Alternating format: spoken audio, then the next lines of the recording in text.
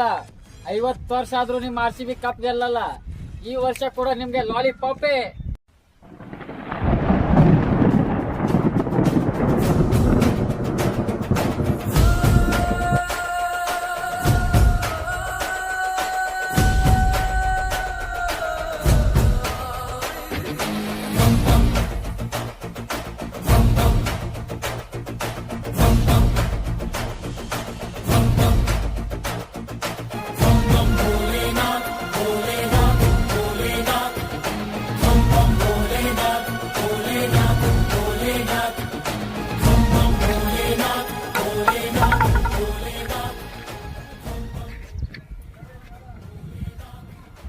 RCB ಸೋತ್ರಲ್ಲ, ಸತ್ರು ನಾವು ಹೇಳೋದು ಒಂದೇ,